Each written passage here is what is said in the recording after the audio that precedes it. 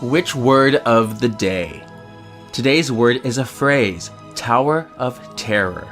Tower of Terror is a simulated free-fall drop thrill ride at Disney's Hollywood Studios at Walt Disney World. The attraction's premise has guests visiting the abandoned Hollywood Tower Hotel. Once a lively resort for the Hollywood elite, it unfortunately closed after a disastrous accident where lightning had struck the building, causing several wings of the hotel to vanish and kill 5 people in an elevator that plummeted on October 31st, 1939. The hotel, now dilapidated and haunted, has mysteriously reopened, having guests experience the events of that fateful night aboard one of the service elevators as they enter their own episode of The Twilight Zone. You haven't even read that? Wait, what are you doing with the book? So he has the confidence to finish the story. Hear now the words of the witches. This is Kevin, and welcome to Words of the Witches, the Charmed podcast that will guide you through the lesser-known published material in the Charmed universe and decide how it fits into the grand narrative of the TV series. Spellworders, we are on episode 41. We are nearing the end here. Only 2 books left.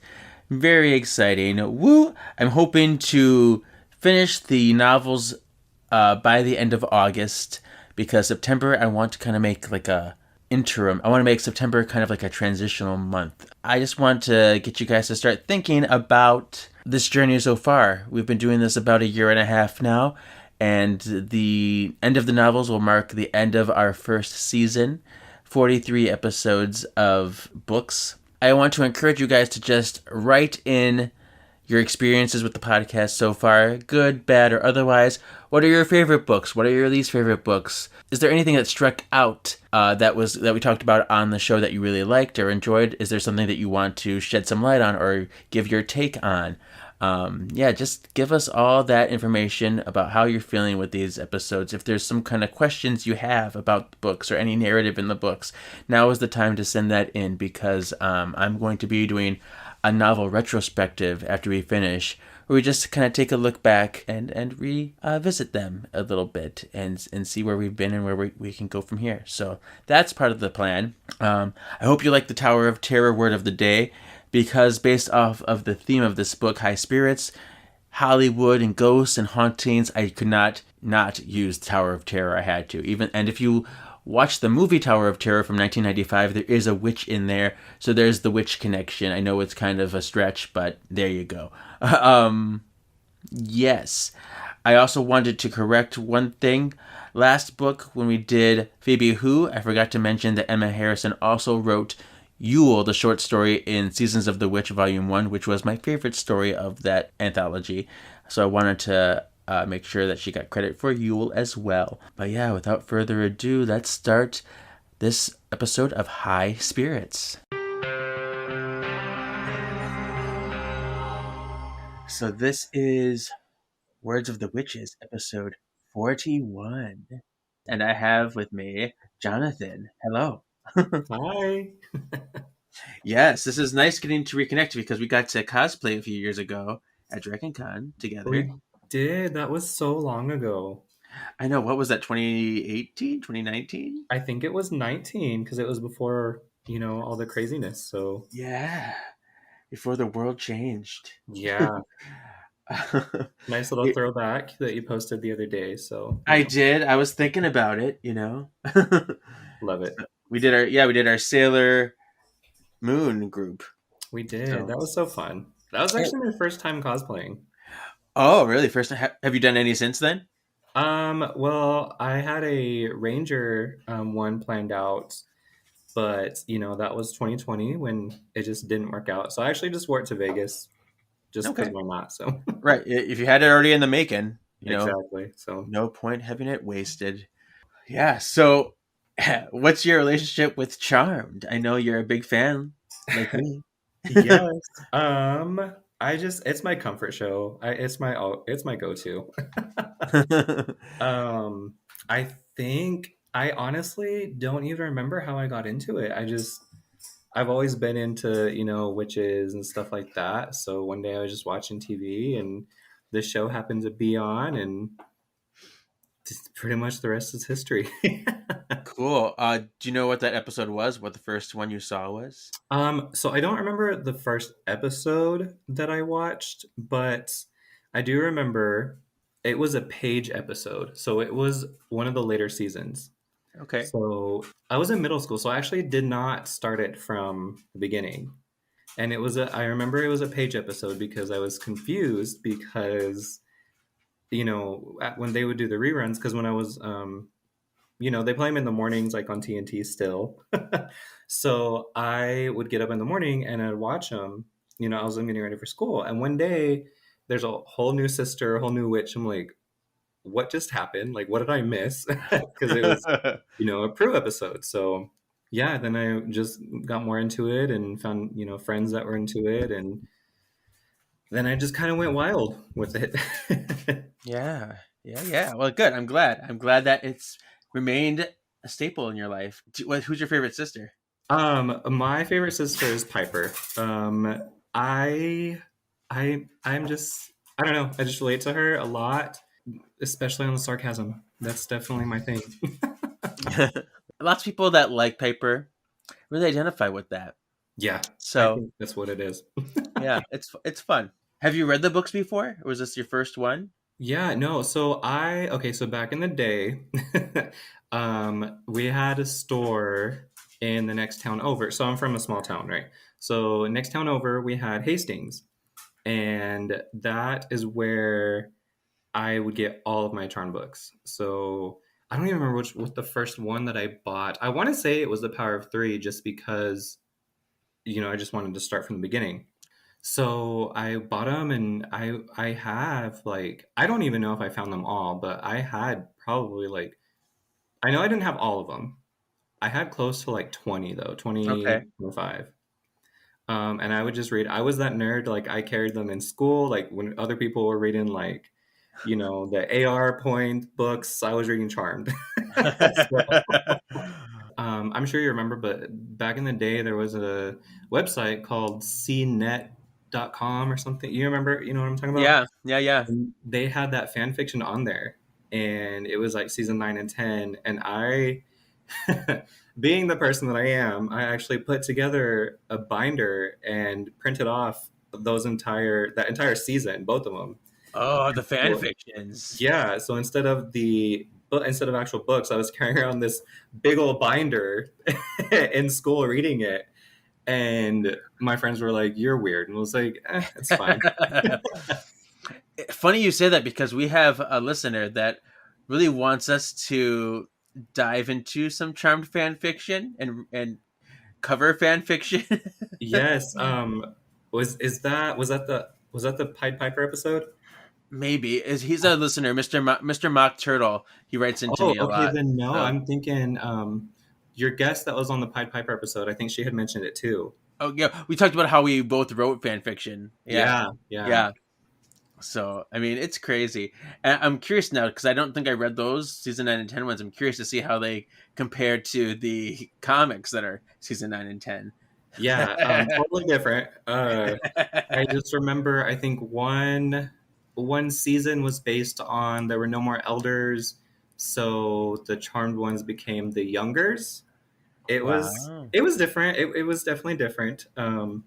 But yeah, You it's know. crazy how many adaptations there are.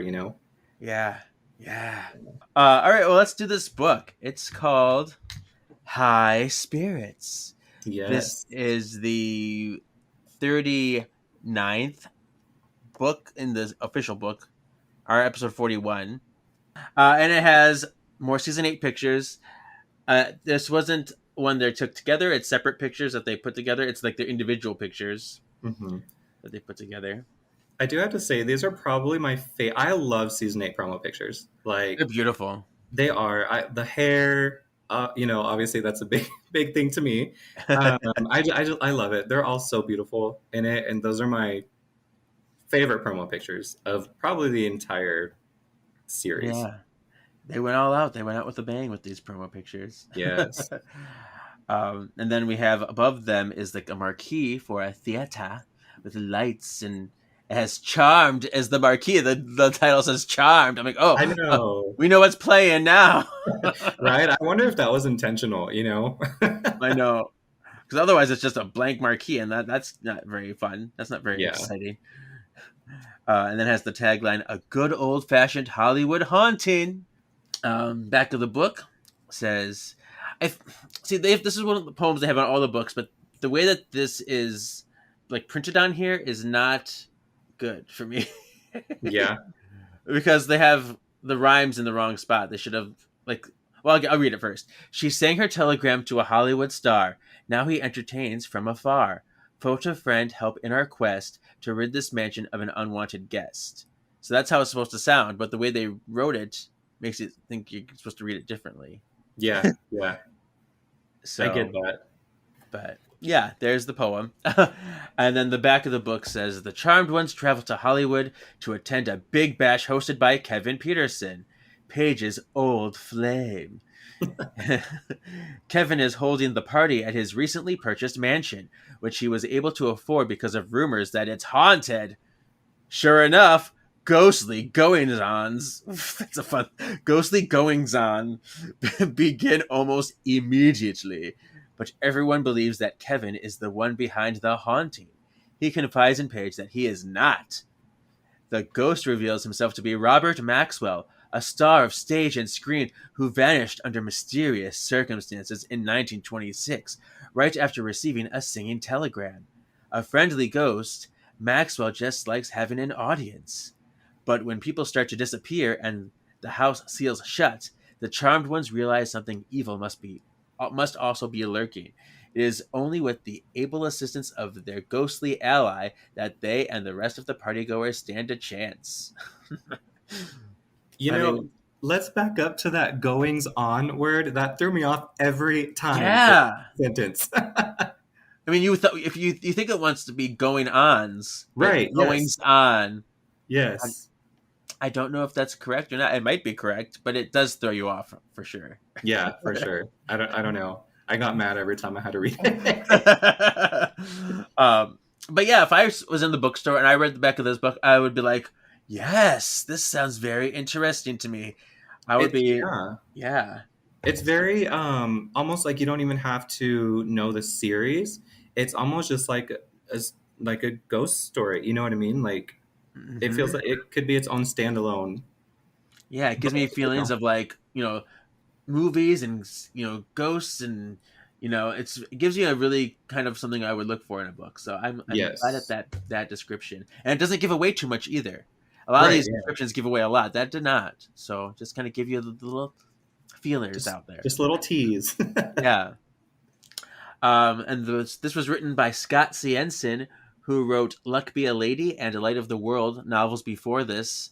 This is his last book. I found out he actually died of a brain aneurysm Really? in like 2014 or something like that. Wow. I Yeah. did not know that. Huh. So it's crazy. Yeah. But this was published April 24th, 2007, and then reprinted June 4th, 2007. So we are well after the series has ended, getting books still. Mm-hmm. Hanging on. We're hanging on to the last of it. Yes, yes. And there's still 2 more books after this, so we have a little bit more. But it's cool. It's cool that they continued on. I remember after the show ended, I'm like, this is my fix now. Right? Yes. You know, fun fact. It's not even really a fun fact. It actually, to this day, makes me so mad. Um, I did not watch the last episode on premiere night. Oh, I was so sad. I don't even remember what I was doing, but I missed it. And I had watched every new episode. The very first new episode that I watched was, oh my gosh, it just left my mind. The fairy tale episode where Piper's Red Riding Hood. okay. Happily Ever After. Right. Okay. Yeah. Yes. And that was my first new episode premiere. So I watched every new episode until then, except for the very last episode. I was so sad. I literally had to watch it on YouTube like a month later. Wow. Yeah. So you just missed it because, or do you deliberately chose to miss it? No. I don't know what I was doing. I did definitely not do it on purpose. Okay. Okay. It's I should have. It'd be a better story. Like I just like I'm in denial, you know. That's what I thought. I thought like I can't watch it because I mean it's over for real. Yeah, no. That's a better story, but no, I really don't even remember what I was doing. I literally just missed it and I Wow. was so sad. Yeah, May 21st, 2006. It actually was. I think it was the highest rated episode that season for sure. It might have been for a couple seasons. So because people Yeah. who at least were familiar with it wanted to know. So Yeah. it's interesting. Hmm. Uh, Last episode, Phoebe Who, I thought I did not read that book before. I thought it was going to be my first time. So I'm like, maybe this book will be the first time I read this book. But I had memories of this one too. So I definitely read this one too. So Gotcha. I guess Leo Rising will be the first book that I have not read before. Okay, and Leo Rising, is that the one where it's him and Chris and Wyatt, the red one? Uh-huh.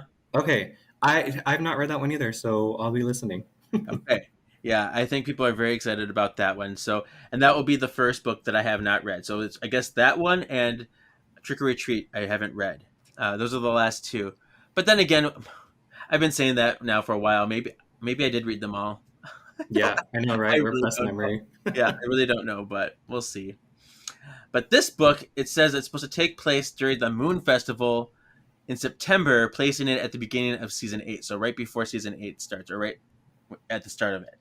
Um, but then also, because I got this from fandom, so it says it's supposed to take place at the beginning of season 8, but then it also says that it takes place in 2006, which does not compute because. See, and I the whole time, which when I was younger, I just assumed whatever promo picture was on the cover, that's what season it was, right? Exactly. That's what I would say. Yeah. So coming back to it as an adult, when I'm reading this, and I was like, this has season 8 promo pictures, but there's no mention of Chris, nothing like that. And it talks, about Phoebe's empath power. I'm so confused because at one point I think the ghost grabs Phoebe by her hair. I'm like, okay, well, it can't be season 6 because she didn't have hair. Like, Yeah. Yeah. I don't know. I did struggle with this one a little bit, placing it in the timeline. Mm-hmm. So, yeah, we're going to talk about that when we get into the canonical stuff for sure. But it's difficult because, especially when this says, the source that I get this from that gives me an idea tells me two different things. Because the beginning of Mhm. season 8 was 2005, not 2006. And then Right. some of the things that say are errors later on in that same page do not go together. So we'll talk about that by just throwing it out there. But for my sanity, I put it in 2005, where it says beginning of season 8 is where I'm putting it. And Okay. then we'll talk about what's canon or not canon to that time period. Gotcha. All right, cool. So it starts with a prologue. Hollywood 1926. Robert Maxwell, a famous actor of the times, is outside the theater for the premiere of his new movie, and he is adored by fans and press alike. They want him to sign the autograph, give them answers. One reporter asks him if it was true that he turned down 3 roles in upcoming movies to take a spiritual retreat. Which, he was like, what? How'd you hear that? Because it took him by surprise. Because he was planning it, but he didn't tell anybody. How did they Right. know? Exactly. Paparazzi invading his personal bubble. but but he saved face. He's like, I don't know, whatever. We'll see. I don't remember what he said, but he just kind of said something coy and clever. And they're like, okay, whatever. Then he goes back to his mansion home, and Robert couldn't shake the feeling that there may have been a spy working for him. Because this is 1926, This is Right. not like the modern times with technology and everything. So he's like, someone must be leaking my information. And then while he's in the pool, he has like his friend, his manservant, Gino, who's helping him along. And he's like, you love me, right? There's nobody that you know. You tell me if someone's spying on me. Okay, see, I got those vibes too. So I'm like, there's a little something else going on over here. Uh-huh. You love me, yeah. Right. But yeah, so he's left alone in the pool now in his mansion home, and there's this woman that shows up out of nowhere, like out of the bushes, and she's like, "Hey, I got a singing telegram for you. I'm in uniform.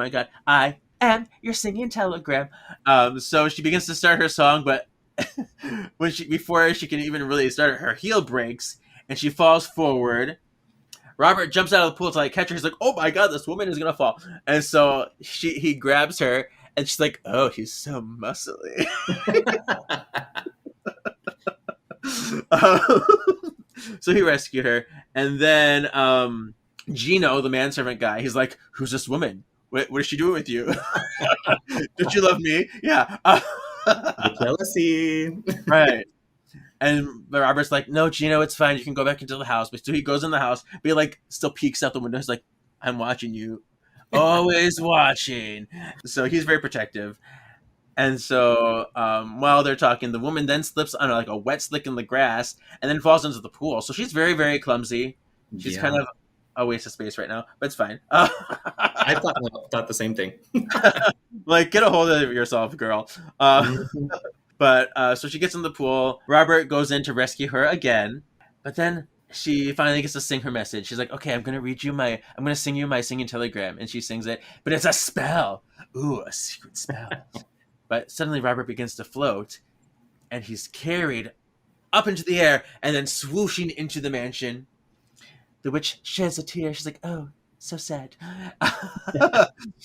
Gino comes rushing out looking for answers. He's like, "Where did Robert go?"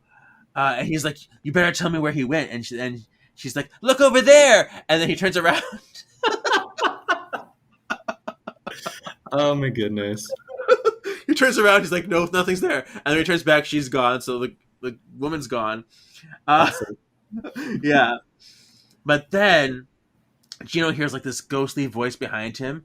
He's like, "Oh, what's this? Somebody's talking to me." He's like, "I gotta get out of here." And he rushes to his car. He's like, "I'm not staying around for this crazy stuff."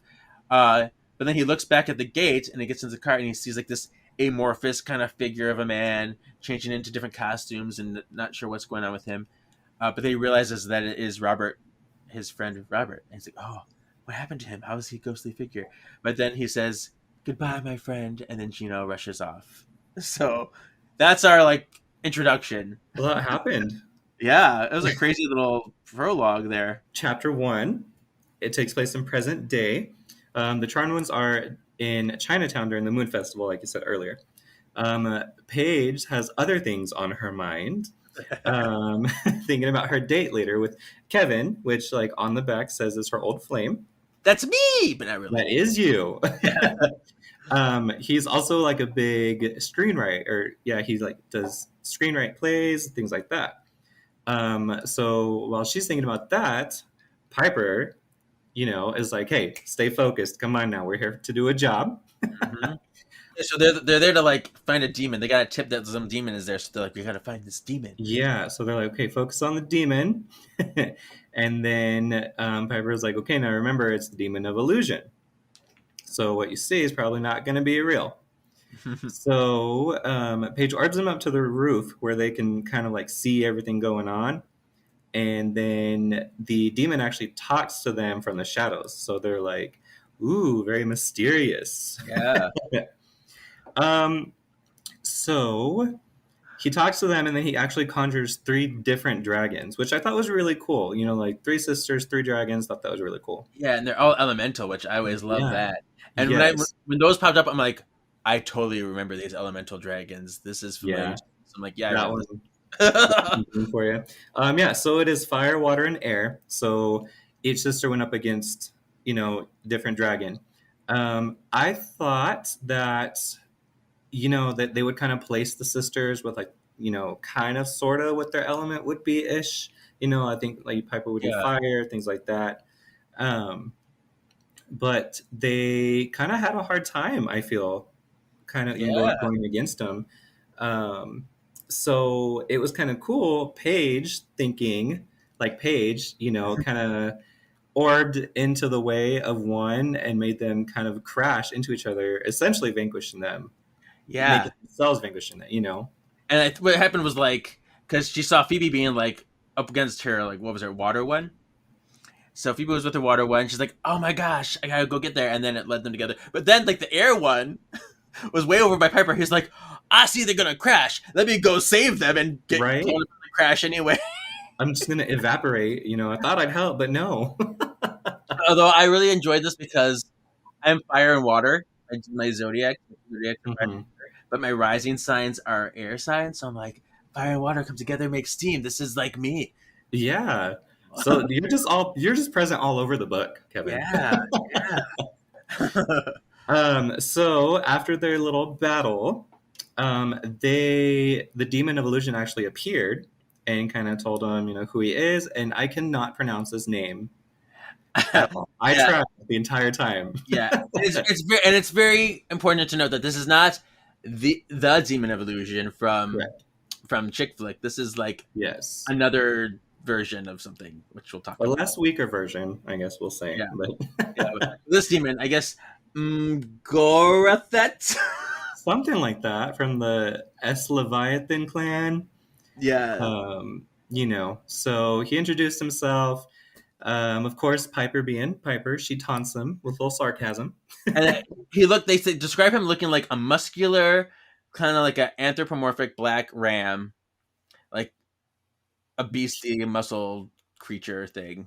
Yeah, yeah. That's how it's kind of cool that they can do that in the book, make them look and sound more demonic. You know what I Yeah, mean? right. Yeah, I thought that was kind of cool too. So Piper, taunts him with some sarcasm, and while she's doing that, Phoebe throws a potion and vanquishes him. um, I thought it was really cool because they played on Phoebe's senses a lot in this They book. I did. feel, Mm-hmm. which was really cool. I liked that. So they vanquish the big bad, and then Paige goes to get ready for her date, which I thought was funny because she's like, "Okay, gotta go," which I could totally see it playing out on the show too. Like, She's like, all right, that's done. Moving on. yeah, exactly. Yep. But I think the chapter ends and no one notices, but they are still being watched. Mm-hmm. Yes. So, chapter 2, Paige arrives at an Italian restaurant and meets Kevin. And she's kind of like excited to meet him. She's like, we're going to get together again. I just know it. Kevin and Paige catch up and bond over high school memories, which is fun. But then Kevin tells Paige that he's in love with this girl, Cassie. Paige is like, oh, no. I just got vibes of Glenn all over again. I know. She's like, but we were together. You're getting married? Oh, no. But he's in love with this girl named Cassie, although Cassie doesn't know yet. He wants Paige to help him tell her how he feels because he's so shy. He's like, I can't tell her. I don't know what to say. So he invites Paige to a party that he'll be throwing at his home in Hollywood. And he's like, guess what? It's Robert Maxwell's home. It's the Maxwell Mansion. Yeah, I got it. And then it's like, dun, dun, dun. Yeah. Kevin tells Paige he got the place cheap because Robert's spirit is haunting it. You know those legends that it's haunted? Yeah, I got that. We're gonna work with that. So Paige returns home to the manor and tells her sisters about it. And Phoebe decides to do some research on the house, and she says, "Yeah, it is known for a lot of crazy sightings.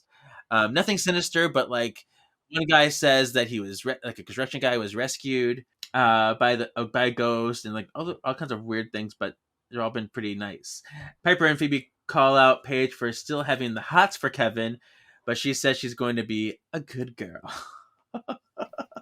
Right. She's like, I don't have to like flirt with everybody. It's fine. I'll be good.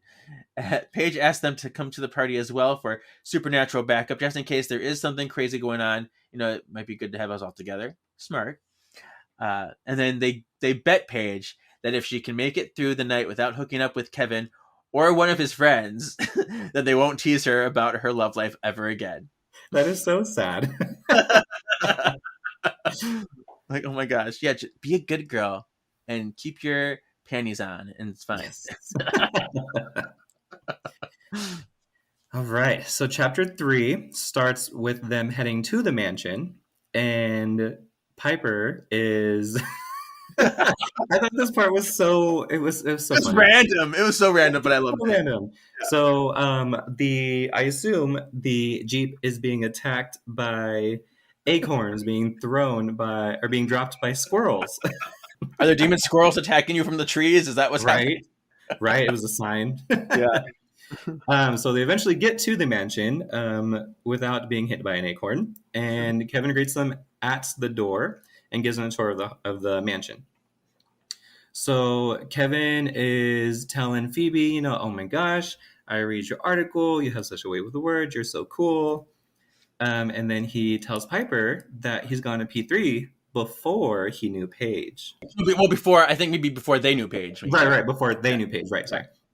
And then he tells Piper, like, hey, when are you gonna get back to your cooking roots? Because I went to whatever restaurant you were cooking at, I was there. And I'm just like, Kevin, you know an awful lot about them, like really obsessed with them, more than you should be. I thought that was different. I was like, but okay, a way to bring all the knowledge into the book, Uh-huh. So then he turns the page for the mission that she's there to help him, impress Cassie and, tell him that he's the man of her dreams. And so I don't think she really understood, I don't think she really believed him. Like, you're not shy, Right. And then he kind of sees her and he just kind of phrases and she goes, oh, you are shy. Like, you are kind of speechless. Like, what's going on, Mm-hmm. So then Kevin actually tells Paige kind of like the odd stuff going on in the mansion, and that his guests know of the reputation that the mansion has.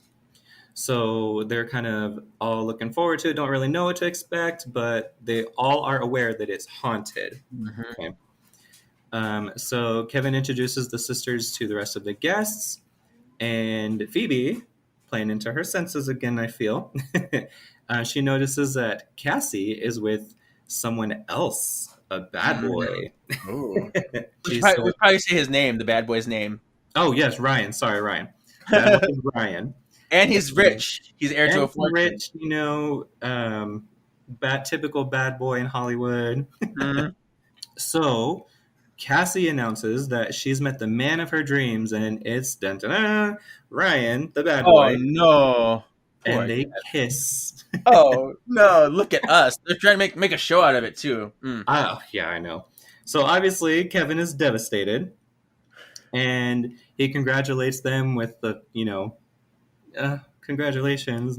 I'm sad, but congratulations. Right, exactly.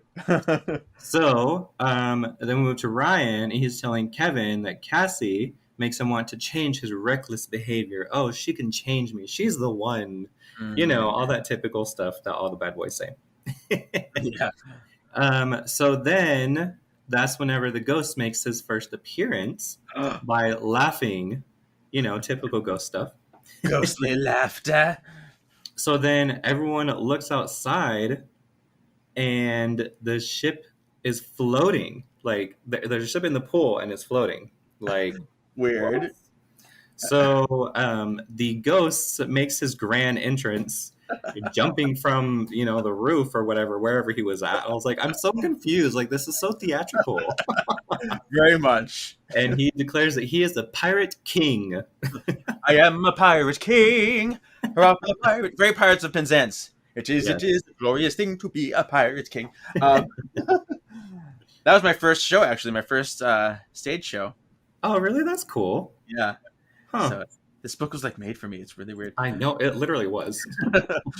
So chapter 4, the pirate ghost. He's here, and he's swashbuckling around the room. He's like, and he's like, makes this grand display, and then he runs out of the room in the back and like disappears. Like, okay, like, that's all for now. Yeah, but then he comes out from under the floor. He's like, I'm back, y'all. So he comes up over the floor. He pantses Kevin's friend Carl. He's like, yoink, there's your underwear. And the ghost is like, I'm in love with Henrietta. Where is Henrietta? And he scooped Cassie up. He's like, ride away with me. La la la.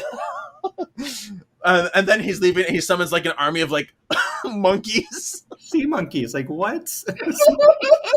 These little monkeys, and they have like little swords, and they're in little pirate outfits, and they're like throwing food at people.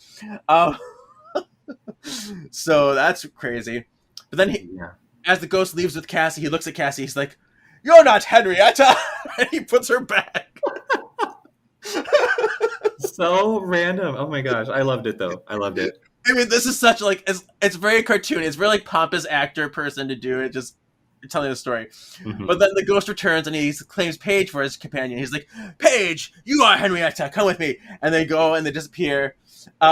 Paige and the ghost then come back later, but Paige is now in lady pirate garb. She looks like the new retheme of Pirates of the Caribbean, where they turned the wench into the pirate lady. Right. That's what I imagined on Paige. Yeah. And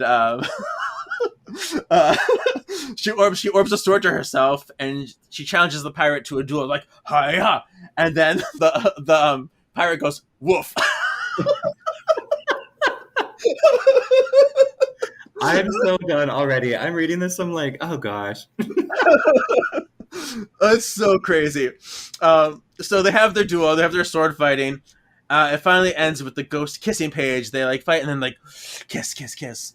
And then the pirate king will take his leave now, but vows that if Paige ever needs anything, all she has to do is whistle. So they made amends and everything's good. He disappears into the night. And the crowd's like, "Yeah, what an amazing show that was. That was amazing." So the sisters then chat about how they can further investigate this ghost thing. I mean, this was like crazy happens, whatever this was. I don't know.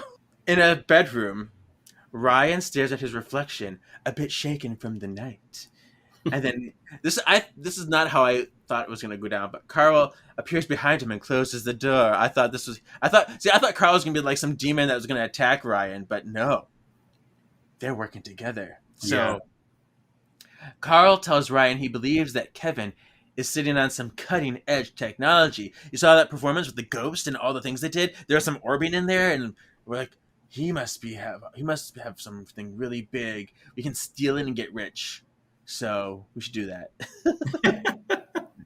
We have to get him to tell us how he did it. Yeah, Ryan's rich already, but he's like, I can be richer now. Right. So Paige goes to console Kevin, who is still bummed that Cassie is already in love with Ryan.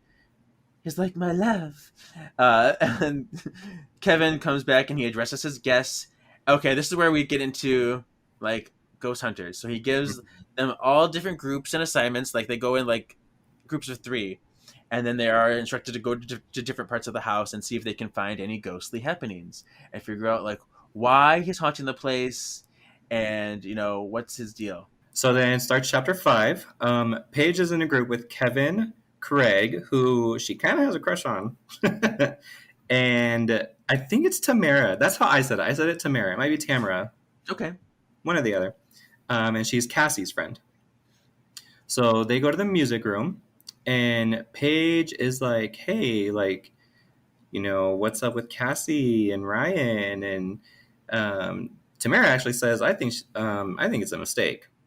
Because she's that very, I don't need love. I'm strong, independent, and, not about it. She's not about love. No. She says settling down is worse than death.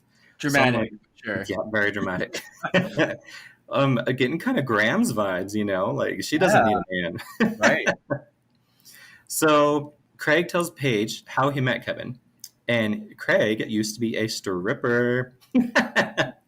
So in the elevator, on the way to his gig, he actually sprained his ankle trying to stop a pregnant lady from falling. And so Kevin was actually in the elevator and gave him advice from the medical journalism that he knew. Yeah.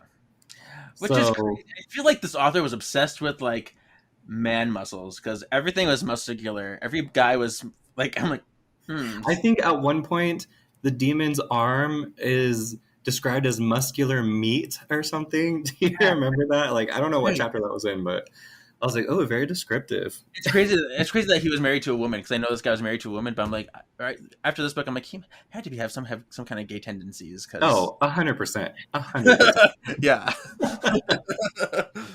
So after he falls, Kevin actually goes up to do the stripogram for Craig, and they've been besties ever since. So there's that, best friend's a stripper. um, so Paige hears the ghost of Maxwell telling her to hide, which I thought was really cool, kind of like a forewarning. Yeah. So she grabs Craig and goes into this hidden nook. While they're in there, they hear Carl and Ryan walking in and having a little diabolical chat. So Ryan reveals his true intentions and says that he wants to marry Cassie, or he needs to marry Cassie, or he'll be cut off. Mm. Carl has actually been hired to be Ryan's friend. Hired to be Ryan's friend, right? Crazy. Hired. And feed him dialogue in order to sound like a decent human being. How sad is that? So sad. Like, wow. Yeah, let me just hire someone because you don't know how to human. You don't know how to. Yeah. I'm sure that probably does happen. I can imagine that happening a lot for like people like that. Yeah, well, maybe with with people in his position, like money, things like that. Yeah. Mm-hmm. Yeah. So Ryan actually intends to propose to Cassie, but he wants to make Kevin seem like the bad guy, so Cassie will run into Ryan's arms with no problems. Shady evilness. Yeah, super shady. So Paige and Craig are back, and they're bound to get Kevin and Cassie back together. Yes, there you Foil Ryan's plan. So Paige is like, no, this can't happen. Kevin really loves Cassie. Ryan is not the right person for her, so we're going to foil Ryan's plan. We're going to get Kevin and Cassie together to live happily ever after. Which, good for her, because for her trying to do that for someone that she liked, you know what I mean? Good for her. She got proud. That is good. So then we flash to Piper, who's on the third floor and pissed because she is Carl and Ryan. Like, of course. That's who you get stuck with. Exactly. So she's just like, really, guys? So she actually lost track of her group and doesn't care. So Piper's kind of doing her own thing, and she hears a cat. And she's like, he has a cat? Turns around, and it is a lot more than a cat. It is a giant black cat. She thought it was cute, but blew up the creature. She goes, no, I'm not about it. So she blows it up, and then cat comes back instantly, even more pissed. Like, I mean, this is crazy because in House of Shards, there was this giant dog, and she blew up the giant dog. Now we have this giant cat, Clifford-style cat, and she blows that up. I'm like, lots of blowing up on the animals. Like, yeah, really crazy giant animals. I don't understand, but yeah. So the cat's after her. Great. Chapter 6. Phoebe, we see Phoebe in her group now, and she's in a group with Cassie and an environmentalist, Jessica. This is like Jessica's only appearance in this chapter, I think. I know. But they walk into the conservatory, so all these like plants and stuff, and they walk down a hall. Cassie like feels like a cold spot. She's like, feel this. It's really cold. Ooh, sugar. And like, oh, that's interesting. So the group hears music now coming from another room, and they follow the music.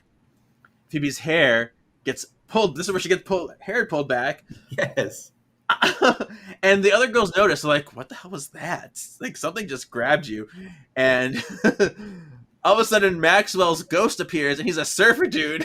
They look at the windows, they see all this water coming up, like, how's this house floating on water? It's like, surf, dudettes. And like, they did a really good job making him so theatrical. You know what I mean? Did. Like, especially from the 1920s. Like, they did a really good job, I have to say. Yeah, I mean, he's definitely a character. And, it was fun. So, okay, so he just surfs on by, and then everything goes to normal after he goes away. Okay. Walking up the stairs, Phoebe is stricken with a memory of a golden retriever sensing his master's health issues and ended up saving his life. Very random. Mm-hmm.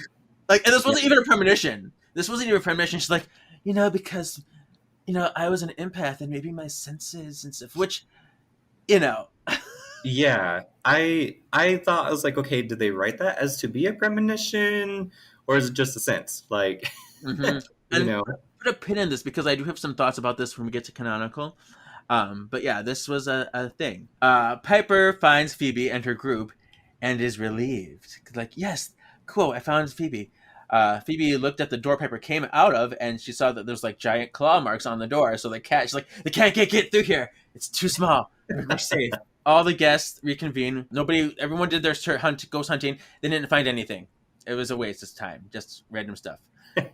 Phoebe like falls over and she grabs like a book and like a shelf in the books fall on her and she finds Gino's diary. She's like, "Oh, this looks interesting. What a very appropriate book to fall on me." And in the diary, she learns that of the witch Emily. She's like, Gino is writing all about her. It's like, this Emily cursed my lover Maxwell into this house. I just know it. And so they hope to search for leads that connect to Emily. They're like, maybe she had some people. Maybe she is a witch. Maybe she's still alive. Let's go find out this Emily person. all right. So chapter 7. The next day, the sisters arrive at the house they believe to be Emily's. Leo had worked to track her down for them, which literally the only mention of Leo. Well, that's a lie. The first, I think it's the first or second mention of Leo in the entire story. He's barely in this. He's just there as like passerby. Yeah. Yeah, just a reminder, hey, Leo's here. So Piper goes up to the intercom and cuts to the chase, like Piper does. And she asks the voice if she's still delivering singing telegrams, which I could totally hear in Piper's voice. Right. Like, she comes back and she goes, "You know what? I can feel your power. I know you're witches. Come on up." Yeah. She sings a song. She's like, "You're all witches. I'm a witchy. Wouldn't you like to be a witchy too?" Like, okay, this girl's off her rocker, right? Oh, crack me up. So the sisters go up, not before calling her tone deaf, but they go up. And I think one of them says, that's why her career never took off, because she's kind of tone deaf. But so Emily greets them, but she looks about 18 years old. So the sisters are like, what? One of them says, "I think I'm looking for your grandma," or something like that. Right. She's like, "No, that's me. I'm Emily. See?" So she explains, and Piper cuts her off, and she's like, "What does that smell? What are you making?" So Piper finds the cherry pie in the kitchen, and she's like, "Oh no! Don't tell me you're the owner of this. What was that company? What did she call it?"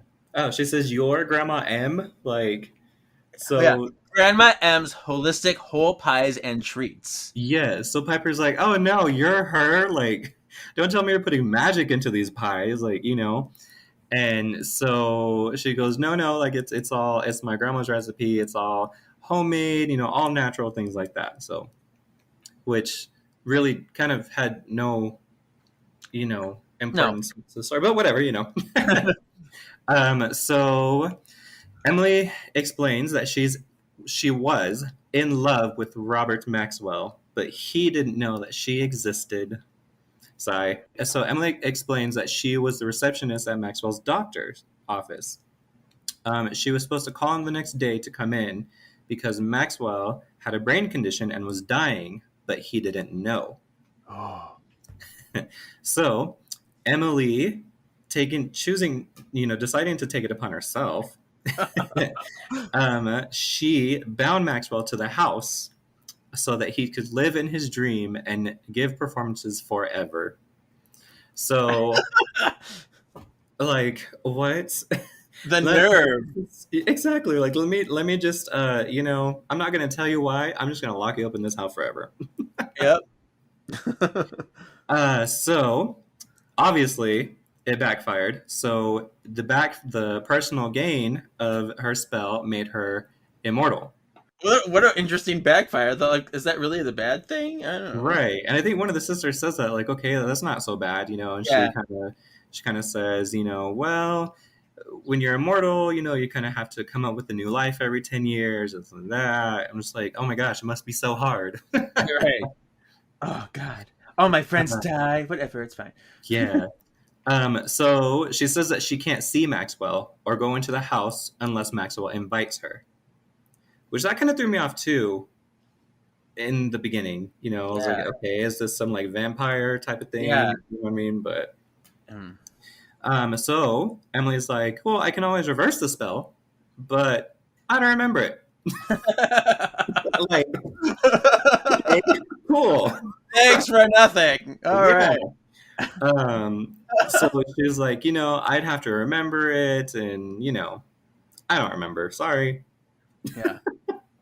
All right, now we have chapter 8. Chapter 8 was a long chapter. It was. It It wa- was. So we're gonna have a lot to cover here. All right, here. So the sisters hang out in an apple grove at the mansion. So they're like right on property, and they discuss what their goals should ultimately be, but are unclear of how to proceed. They're like, we don't know what's exactly going on, but you know we have to like do something with this Robert Maxwell ghost thing. So Paige fills Piper and Phoebe in on the schemes of Carl and Ryan because she knows their evil shenanigans, their shady ways. So now everyone knows. They return to the house. There's some weird fudge play, like chocolate stuff. I'm like, what is this? I know. I was like, am I reading the right novel? Everyone's covered in chocolate. They're all like licking chocolate off each other. I didn't understand it, but there you go. So there's that thing going on, and Paige and Craig kind of flirt in it. You know, okay, cool. Paige has an idea to get Robert Maxwell's attention. So cut to the whole gang getting ready to put on a show. Oh yeah, so like we just got to give Robert, you know, a role he can't refuse. So they write this whole play, they make sets, and they get costumes ready together. It's this whole ordeal. They left one role unfulfilled to tempt Maxwell into claiming it. Okay, so Cassie was left alone in a room to like I guess change, and she was supposed to meet Kevin there for something about this scenario they're putting together. But while she's there, a fire starts to rage outside the room. She sees smoke. Smoke's coming into her room, and she's like choking. She's like, and she's like, I gotta get out of here. She's like, I can't go out the door because that's where the fire is. It's like, if I open it, I'll burn alive. So she like climbs out the window and starts crawling down these vines. But then she's like, these vines are greasy. Lubed up vines. And Must have been the fudge. Yeah. So then she like slipped some more, but then she grabbed him again. But then she's like, oh my gosh, these vines are even partially cut. Like they want me to fall. Sabotage. And so Cassie inevitably plummets into the pool. Good thing the pool was underneath her to catch her. So someone whoever did that knew that she wouldn't be killed, but she'd fall down into the pool. Kevin and Ryan both go to save her. They're like, let's go. But Ryan was suspiciously prepared for this. He's like, I'm already in my swimming suit. I'm ready to dive in. I know, he just rips it off and just all of a sudden. I'll save her. So, but as they jump into the water swirls and like this giant vortex appears, and then out comes a hand and it catches Cassie and rescues her and like places her onto the concrete outside of the pool. Kevin and Ryan were whipped out of the pool. They just, because all this water everywhere.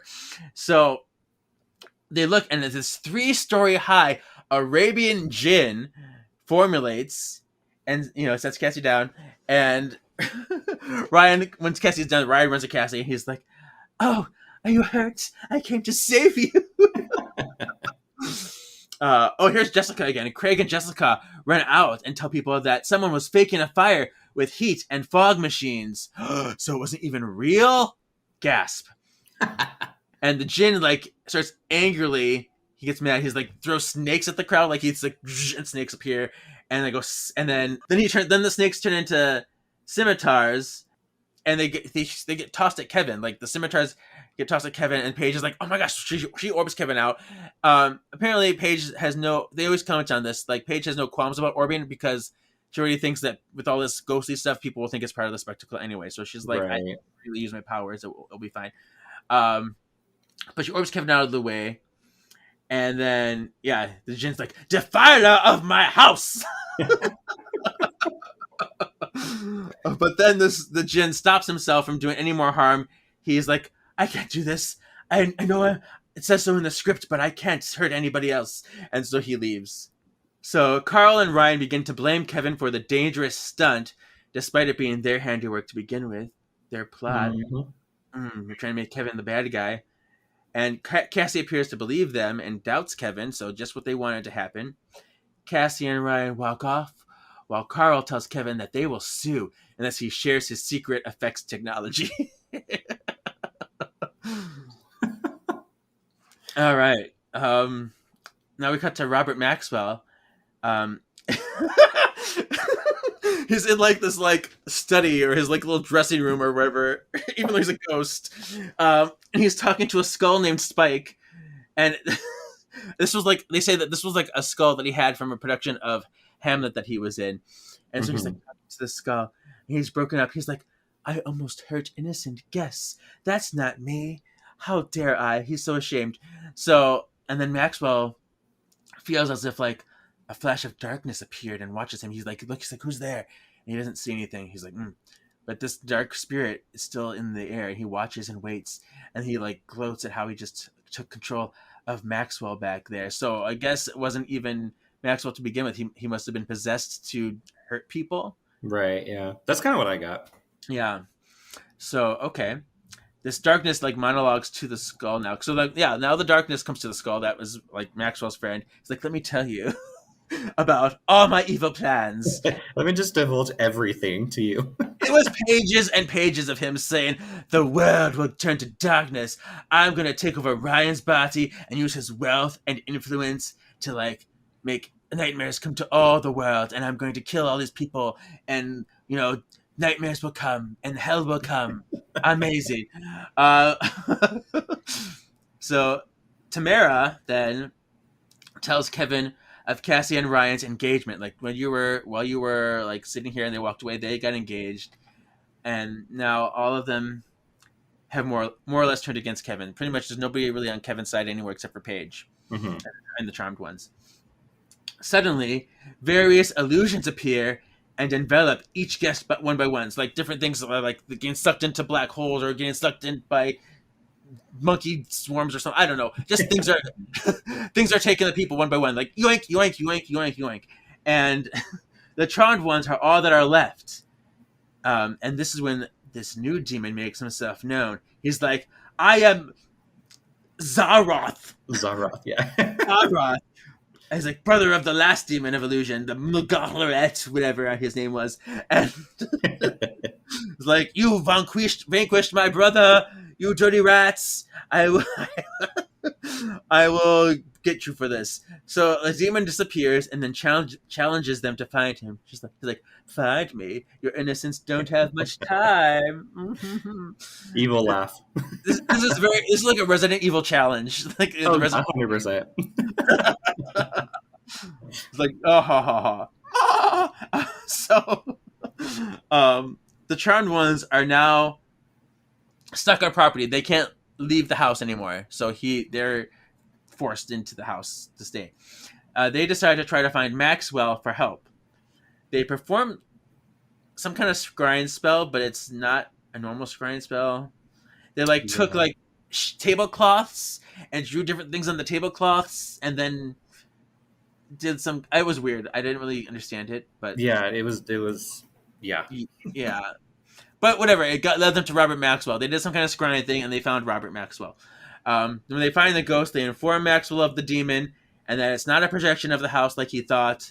He's like, "Oh, I thought this was just like the house doing stuff. So there's actually a demon?" With this revelation, Maxwell darts out to the next room. He's like, "I gotta go." I'm out. Yep. And that's that chapter. Ooh. That was a long one. Mm-hmm. A lot happened, but that was a long one. Yeah. Okay, so chapter 9. Maxwell continues talking to them, just as him, just in his voice. Yeah. They can't see him, but just his voice. So they inform him like demons, witches, supernatural. It's all real. I mean, you're a ghost living in a mansion. You could probably believe that there's witches and demons. Right. So Maxwell's like terrified. He's like, "What? I don't know what, you know." And so he's terrified to take on the demon of the house. So but he's talking to them like through this wall. Yeah. Like not even talking to them like I said earlier, just his voice. So Piper gets fed up and she just blows the wall up, like separating them. And they find him hiding in the corner. Like I just pictured him like a fetal position, like Exactly. Oh, so you found me. yeah. So Paige tells Maxwell, "Hey, let's take on a new role. Pretend it's a new part for a movie. You're a paranormal investigator, Sherlock Holmes type." So Maxwell jumps at the idea. He's like, "Oh, I can do that." And then all of a sudden just changes his attire to Victorian British, like with a pipe and all that. And then Paige starts talking. He goes, "Shush, silence." And she stares at him and he's like, "My name is Professor Silence." So like, original. Right? I was like, "Oh, this guy."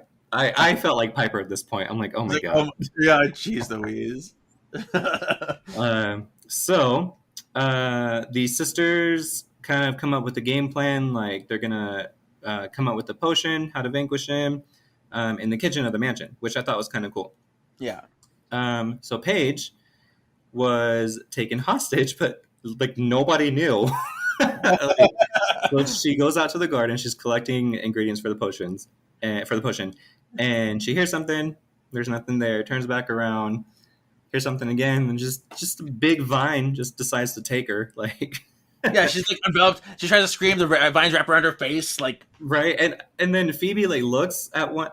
She looks. Paige sees her look and is like, "Oh, everything's fine." Like looks back, and I was just like, "Oh, okay." Like so much for her senses, right? yeah.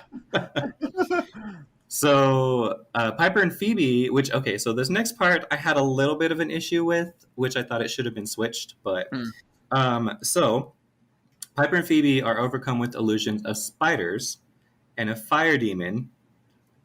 So Phoebe's covered in spiders, and Piper sees her hair on fire, like her hair, her flesh, her scalp.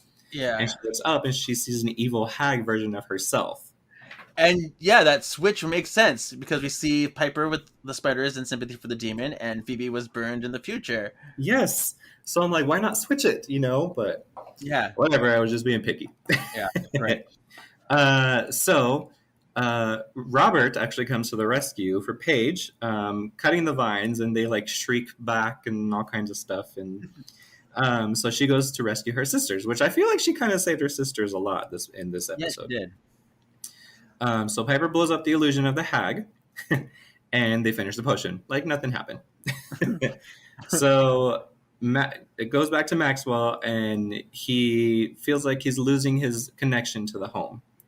I don't know why he didn't speak up sooner, but he says he's losing his connection to the house. It's not him. He doesn't feel like it's him anymore. And so him and the sisters, they go to the theater in the house. That's where everything's going on. I think they state that's where that's the center of the energy of the power and stuff. And so they go to the theater and they see the stage. They're like, oh, there's not much going on. And then they look, and all the innocents and the guests are trapped on stage. And then the demon makes his grand entrance and welcomes them to the final performance. Yes. Welcome to the final performance. This is the last act. It's very fun, very theatrical, very good. Yes. Chapter 10. The sisters taunt the demon because Piper, in this book, she is not. Her sass is all over the place in this book, which was really fun. I love it so much. Yeah, it was. She had some really great lines in here. I didn't write any of them down, but she had some really great comebacks and stuff. And so she taunts the demon, and he sends a vortex of nightmares from movies towards them. So he creates this whirlwind, and inside you see different big clips of demons and stuff that were from various movies, Walking Dead or whatever. Let's see. I thought in my mind when I read that, I was like, oh, it's just flashback to season 2, and they're being from the original. Demon of Illusion being chased by the axe murderer and all that stuff. That's where I went to. So. Okay. Yeah. So there's all kinds of crazy nightmarish stuff in this vortex that's gonna be flung and hit at the sisters. But suddenly, a giant figure appears between the sisters and the vortex, and he claims, she's like, I am the spirit of adventure, and this is my house. Oh my god! I'm not gonna lie. I kind of lost it with that one. I'm like, what? Like, Get out of my house. So the spirit then physically like grabs the vortex, this crazy like kind of almost whirlwind of things. He had the power to grab it, which is crazy, and he hurls it back at the demon.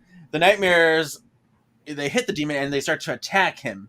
So I'm like, all right, cool.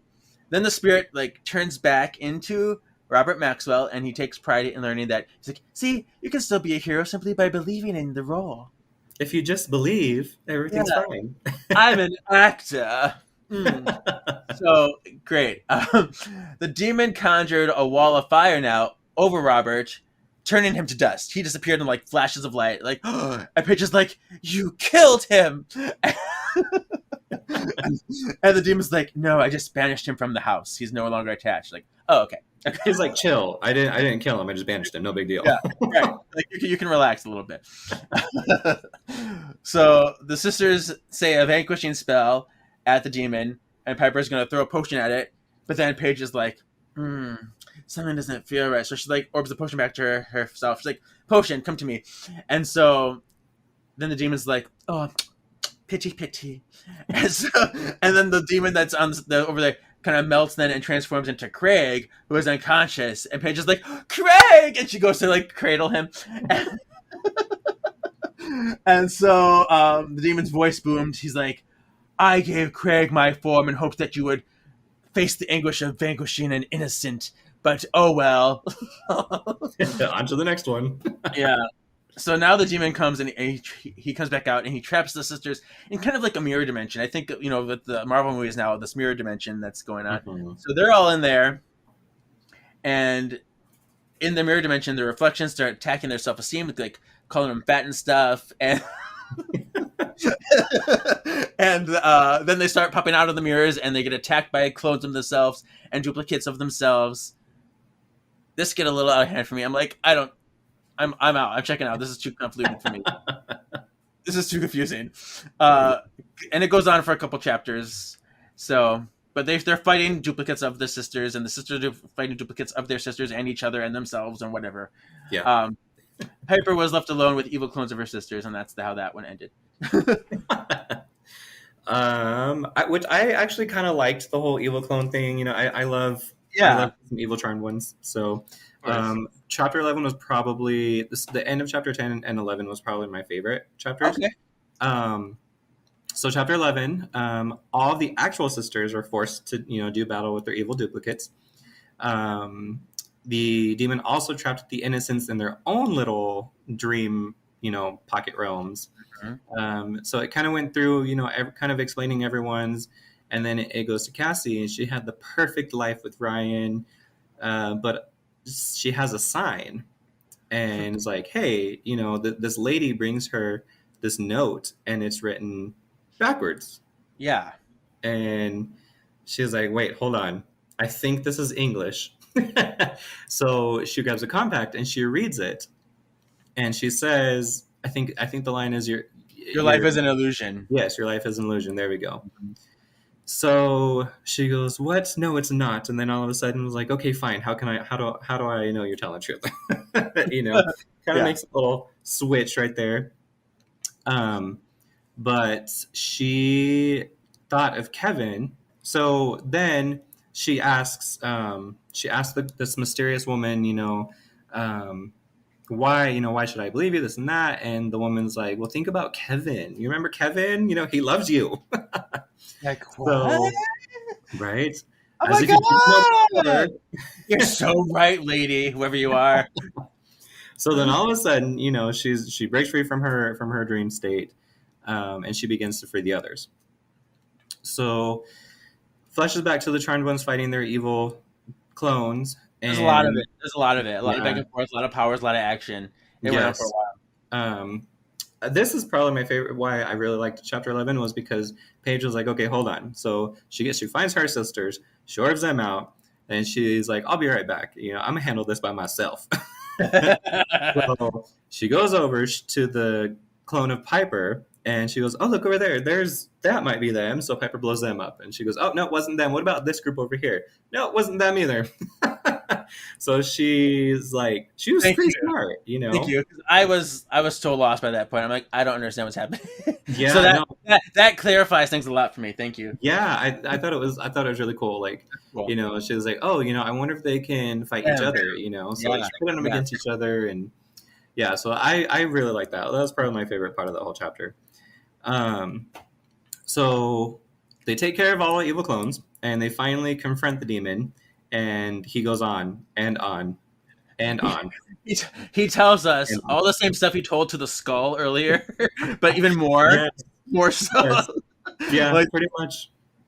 So he does his little spiel, and all of a sudden, the chapter ends with a giant booming voice that came over the room and just gives it to the demon. Like, it starts like, you know, berating him, belittling him. Yeah.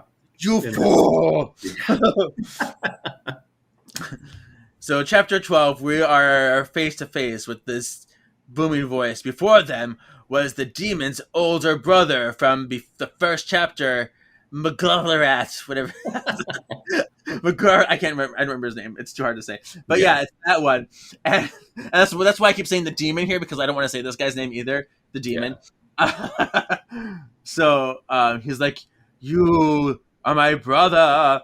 And the older demon chides the younger brother, the other younger brother demon, for failing in his mission, for failing his clan. You are a sorry excuse for a Clichy clan. And then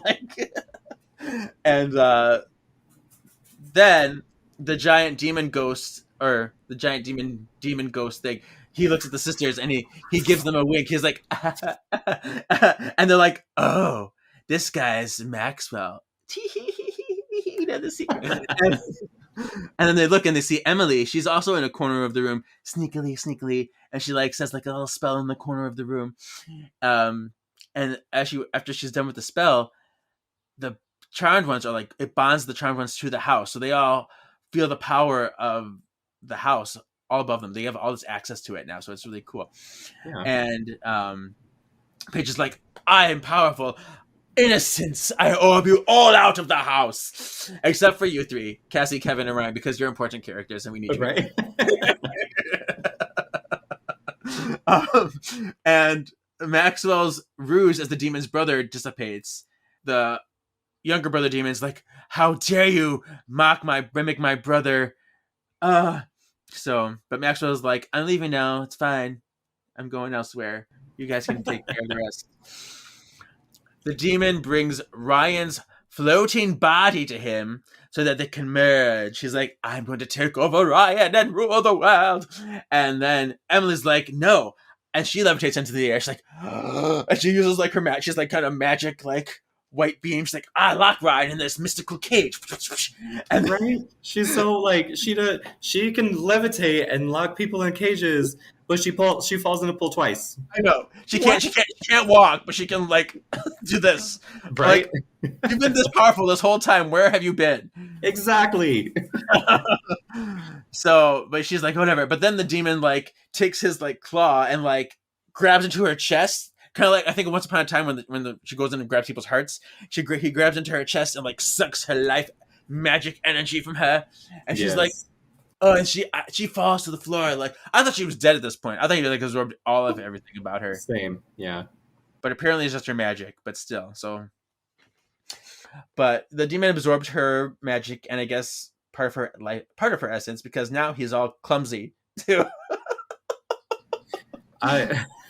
Yeah, there's that. The demon's like, I got your power, but and I'm gonna trip on this this thing over here. So after some brief fighting, the sisters fought him some more, and the demon's all clumsy. The sisters recite a new and improved power of 3 spell, and this time the demon is vanquished. Emily is conscious once more, and she has her powers once more, so all's restored. Kevin and Cassie are in love now. I loved you forever. I always loved you. Oh, Kevin. And that's that chapter. It came to a close very fast on that one. Yeah. So for the epilogue closing, pans to the outside of the house. Everything's peaceful. Things are back to normal. So the sisters perform a spell to erase everyone's memory of like the magic of all the evil things that happened, and they're like, "But no, we want to remember." And they're like, "Oh, don't worry, you remember the good stuff." You remember that you're together. You can kiss somewhere. It's fine. Yes, yes. So Ryan confronts Kevin for trying to steal Cassie. He goes, "How dare you? You can't take what's mine!" And then, bam! Like Cassie knocks him out. Well, okay, she don't knock him out, but she knocks Yeah. him down. Like I was like, "Oh, you go, girl." Boom, bitch went down. Yeah. So then, out of nowhere, like Tamara comes to Ryan and asks, "So, does being your wife come with a 401k?" Like what? This girl, some friend. Oh my god, I know. Like she goes, "Ooh, okay, let me jump on this little, situation." I was like, I don't do love. Like romance, no, not. But if this is a But business transaction, I'm all about it. right? But a 401k, I could be in love.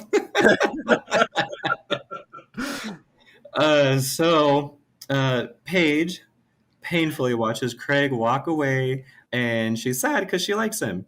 So she goes, "Oh well, I guess next time." And then Phoebe makes a little joke, which I actually didn't understand this joke. Maybe you can clarify for me. So Phoebe is like, "Oh, wish you would have given him your number," and she's like, "Yeah," and Phoebe's like, "Oh, well, he already has your number," and she's like, "Oh, because he knows I like him." Yeah, I didn't get it. I I was was a a little little confused. too. Like, I don't know. I thought maybe like Phoebe slipped her number to him or something, but no, I don't know. I just assumed it was maybe like, "Oh, don't worry, he already knows you like him." Yeah, But yeah, I didn't get it. Yeah. yeah. So the ghost of Robert Maxwell appears before the sisters and Emily. Maxwell reveals that when the spell. So when he got burned up by the demon, it broke that spell that was binding him to the house. So kind of after that Okay, happened. so he was like, "Oh no, I'm not dead. I was just it was compromised." But he went right to Emily for help. So Maxwell and Emily think about reversing the spell because all of a sudden she remembers it. But Yeah, right. but then they decide they can live for all eternity together instead. So at this point, I'm like, well, dang, like everyone's getting a happy ending, but Paige, like. Right. So Maxwell conjures a house, and they ride off into the sunset. Of course. Yeah, It's a Oh, house. horse. Oh, I did say house. So Maxwell conjures a horse, and they ride off into the sunset. So Paige is all sad and mopey, and then she turns around, and she finds Craig before her. Mhm. And he says, "I forgot something." And she goes, "Oh, and what's that?" And then they kiss. Oh my gosh, romantic. Right? And Paige gets her happily ever after for this episode, and that guy's probably never heard of again. Right. So they everyone all- laughs, and then Yep. it's over. Yep, they tease her, and then ta-da. Yeah. So overall thoughts, final thoughts. I'm not gonna lie, this one took me a little bit to get into.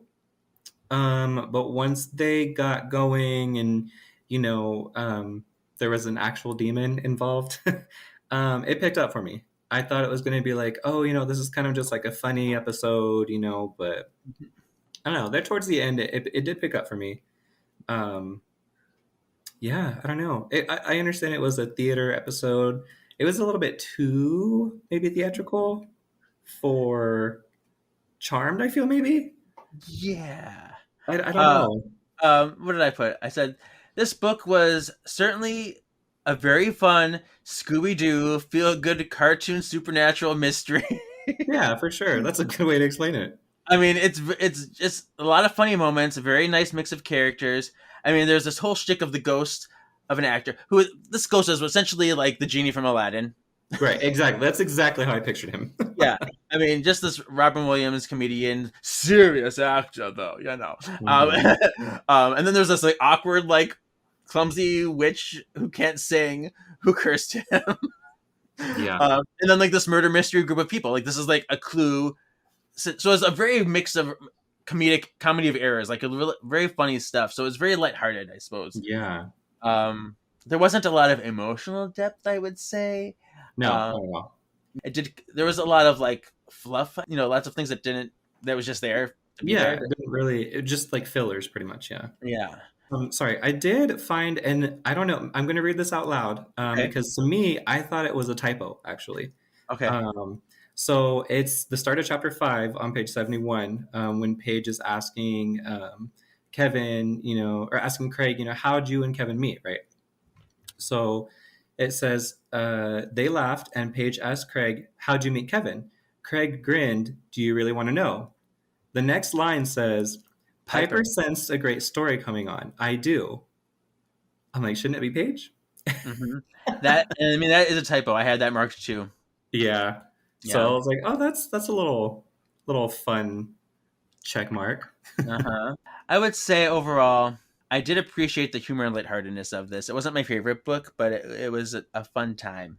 I got a lot of lines that Paige would say, and like, Phoebe would more say that like that, you know what I mean? Or Phoebe would say something, and Piper would pop off. I'm just like, maybe some of the line distribution should have been switched, but sure, But it was good. It's different, you know what I mean? Like they traveled to LA, and I thought it was really cool. Yeah, I was a little disappointed that Maxwell and Emily didn't just like die and move on, like go and move on.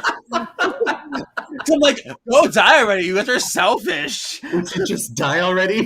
Like, reverse the spell, ride off into the afterlife together, do that instead. But no, they just stay on the earth and do. It does kind of shake the trope of it all, because normally that you would see it end like that, but they're like, no, we're just gonna live our life together forever. Yeah. So I'm like, okay, I guess if you want to break tropes and do something different, sure. Any other notes that I have? Mm-hmm. Emily says she was born in 1906, which is the same year that the manor was rebuilt after the earthquake. Ooh, I did not catch that. That's good. I don't know if that was on purpose, but I was like, nice little catch. Yeah. There was a part. Oh, Paige's powers. I guess I can put this in canonical, but I put it here because Paige says "rain of ice" and then ice cubes fly. Like, I forgot about just that. conjures ice. Like that. You didn't orbit this from anywhere. You just conjured it out of nowhere. So that was not.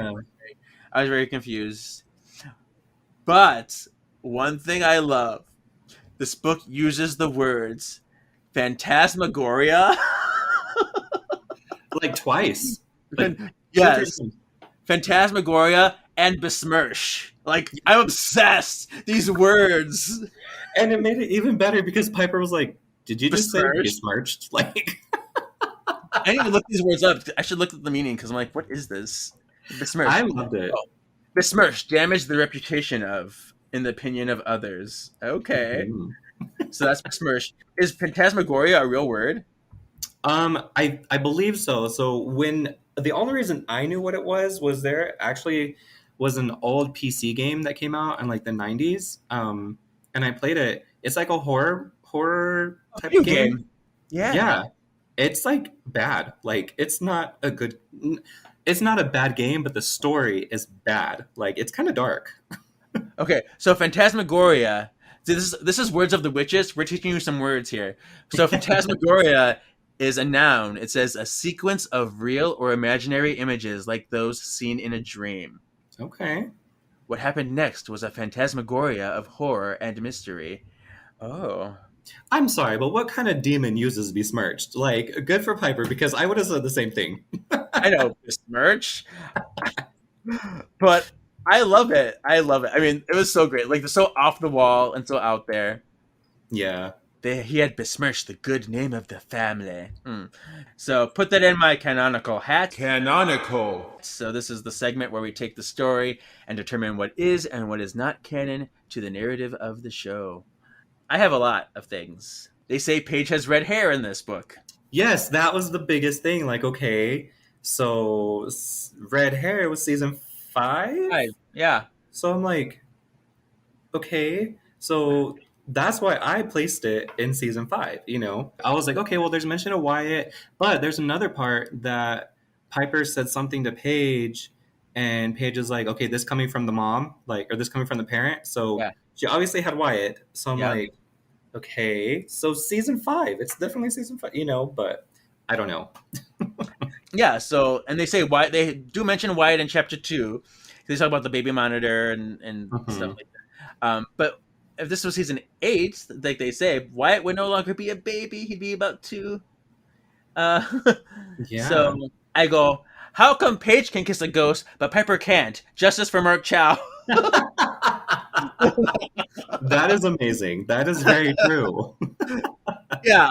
This whole great scene we got between Piper and Mark, like, oh, just imagine you're feeling my touch. And like, and Paige is like, I'm kissing this ghost for a show, and I'm a pirate. Right? And that's how they scried for him too. They're like, "Oh, because y'all made out, maybe some of your magic is left on his lips." Like, I'm like, "What?" um, on page 62, Piper quotes, I'm just saying, if it walks like a duck and quacks like a duck, you better believe its last name is going to be a Larange. Yeah. but I love that too, because that had me a flashback to season 4, episode 19, we're off to see the wizard, where Paige is like, if it looks like a demon and walks like a demon, and Piper's like, that's Dux, that's not Phoebe's husband, the love of her life. Okay, get your point, woman. And so so I was like, oh, that's funny. And I love that Piper's the one that said the duck thing, because she's the one that corrected Paige about the thing earlier. Yeah. So that was And, fun. speaking of Cole, they did mention Cole in here too. Like, so I was like, okay, so it has to be like, at one point, I think I put it in between season 5 and 6, because they mentioned, Cole's whole plan to, to be a source to take all over everything. Sure. Yeah, I don't know. I was sorry. It was just it. I'm so confused on where this goes. Yeah, we're gonna talk about the Phoebe thing. The thing we put a pin in. This is where we're gonna get into that. Okay, they say that because Phoebe was once an empath, so this had to happen after season 6. After she lost her powers, because she was once an empath, she is sensitive to the house's feelings. So, and I do believe that Phoebe always has a strong psychic link in general. That's just her power set. That's where she's emotional. That's kind of just something that's innately in her. It makes sense. But I was just like, why didn't they make this a premonition? Because if this was the beginning of season 8, like they tell me, she would have had her premonition power back. Mm-hmm. If she didn't get a premonition, then it had to be before 6 Feet Under in season 7, when she didn't have any powers back yet. Yeah, So, and maybe that's to that point. Maybe that's why she didn't have any premonitions in this book. You know what I mean? She didn't have Well, I guess she still had levitation. no, she lost all of her powers. No, but in the book, she Oh levitated. yeah, you're right. Yeah, in the book. Yeah, but so I'm like, well, that's again, I don't get it. Right. And if this was beginning of season 8, she wouldn't have any levitation either. Mm-hmm. They say you lost your empathy power, but you still can levitate, and you can't get premonitions. That doesn't compute well. Yeah. So yeah, if this was where they said all she should have is premonition. Mm-hmm. But all right, so that's something to note for sure. The pocket illusion, like the pocket worlds that the demon put under, was very reminiscent of the My Three Witches episode, when they had their little pocket dimensions of their wishes, their wants with gift. Yeah. So that was noted. Demons of illusion. They are much different than the demon of illusion from chick flick. Mm-hmm. And the chick flick demon seemed to work exclusively with films, whereas these demons seem to be like unlimited, like they had powers, can do whatever. Mm-hmm. We learned that the illusions they make have to be of something that don't already exist in the real world, because they can't draw power from them otherwise. Right. Yeah. Yeah. Yeah, it wasn't clear there. Because I guess they can make things that are real, but if they are real, then they don't get anything out of it. Yeah, I don't know. That kind of threw me off. I was like, I don't get it. Yeah. Because on the fandom itself, the actual fandom, they have things that are different, canonical things. And they say Paige Matthews being single is not accurate to the show. And because Phoebe Halliwell is not dating Coop, that's not accurate to the show. Because there's these things they're saying that's in 2006. But this this to me did not take place in 2006. So these are not inaccuracies to me. And it says the sisters have not faked their deaths. Okay, that would be a difference, because if this was in 2005, like where I'm putting it, then yeah. But yeah, there's a lot of weird. There's no clarity where this could be right now. It's very odd. Yeah. but we at least we discussed them, so we made the notationals. Yeah, I don't. I tried. I was like, okay, again, and I think the thing that really threw me off was the whole when the ghost grabbed Phoebe by the hair. I'm like, Like that's brutal. yeah, right. But I was like, okay, if this is season 6, they would have had to grab her scalp basically. So she had her short hair. So I'm like, Mhm. well, did she have longer hair? Like then that wouldn't be season 6. Like that, I don't know. So lost. Yeah. All right, well, let's move on to rhyme time. These are the spells. Should we try a spell? Why not? Let's try a spell. In the wind, I sing this rhyme. Bring death before me, before my time. You've really got to lay off the rhyming, Drew. Wonderful, witty, but wordy. I did the rhyme. I will do the time. Good night. I'm not gonna lie, I did not really care for the spells in this book. Okay, well, we can discuss them one by one and see how much we hate them. Yeah. All right, so the first spell is Emily Duchancy. Her last name is Duchancy. This is her telegram spell. It says, "From afar I have watched you and seen your secret dreams. I can grant you all you wish for, impossible though it seems. You will not age, you will not fade. Your legacy and your light will be kept alive within these walls by Emily's power and might." I mean, that was fun. I enjoyed that one. It's beautiful. Yeah. But now I'm just picturing her singing this really off key and really badly. Yeah, it makes it almost worse. So, but that rhyme and spell I kind of like. In itself. Yeah. So the next to vanquish that one, the Magora. Mago Hartet. Now I can see it in front of me. Mago Hartet. Yeah. So the power of 3. It's power 3 spell. So demon of this, demon of that, keep your illusions under your hat. You've been a pest, but we're the best, so we vanquish thee with all the rest. That's bad. That's like this is like first grade. I'm writing a spell for. Yeah, and you know what? It started okay. Like demon of this, demon of that. Okay, keep your illusions on your hat. Okay, you've been a pest, but we're the best. What the heck? Like, what is that? Yeah. I mean, I don't even like the beginning of it. I just feel like it just feels very quick. I mean, it rhymes okay, but I feel like the way they're using it is very like I'm lazy writing stuff, thinking of words that rhyme together. Yeah. Yeah, I don't know. I didn't really care for that one. No. Okay, the next one is to vanquish Zaharoth, the other brother.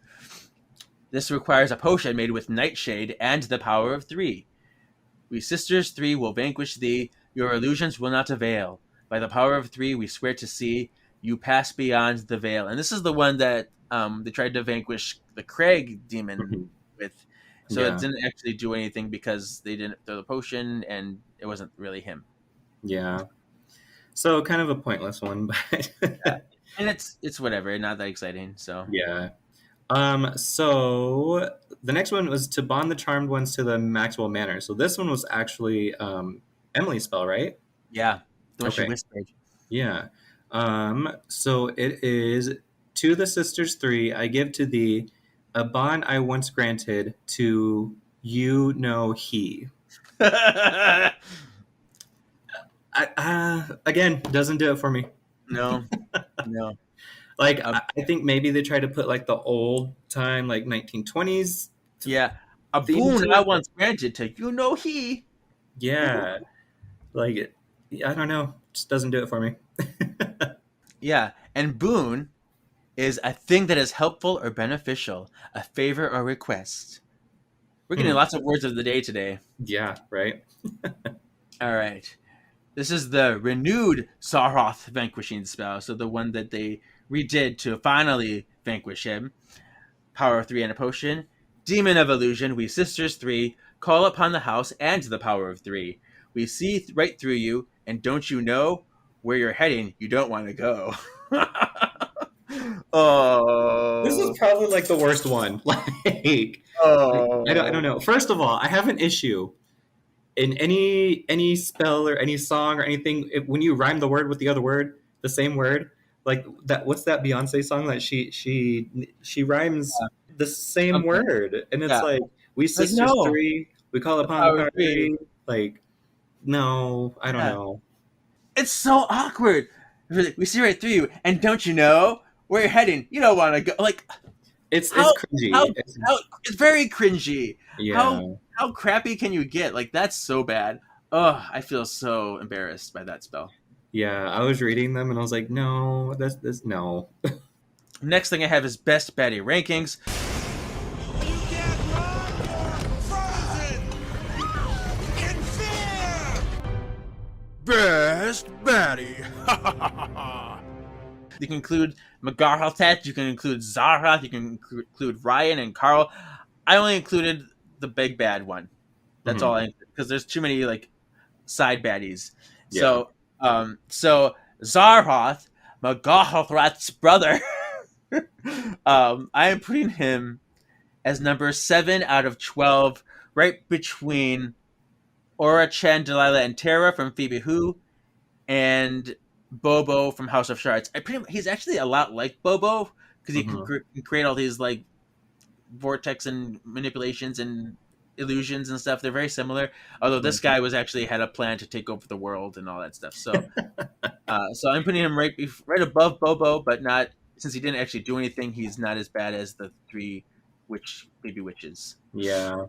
Yeah, definitely not one of not the best. No. Now, I have a little game for you. What is this, some kind of game? Some people think this is entertainment. A grimoire Right. game. If you had to recommend one movie for every genre to an alien, what would you choose? From every genre? So I have questions here. Oh, okay, So okay. and there are options. So I read the Okay. question. You have to pick a movie from the options that you would recommend to somebody who has never heard of movies or Earth or before. Okay. Okay. I thought it was very fitting to like the movie actor Yeah. person. All right. So first, pick an action film to excite them, and you have Die Hard, Apocalypse Now, Mad Max Fury Road, Crouching Tiger, Hidden Dragon, Terminator 2, or Raiders of the Lost Ark. Probably Mad Max. Okay. Yeah. I don't know. It's just I liked that one just because it was very like almost post-apocalyptic, I don't know. I liked it. So Mad Max, 14% of votes said that. So it was third most chosen movie. The top film was Die Hard. That's not surprising. All right. So now pick a comedy to make them laugh. Bridesmaids, Mrs. Doubtfire, With Nail and I, Anchorman, Airplane, or Some Like It Hot. I will always pick Bridesmaids.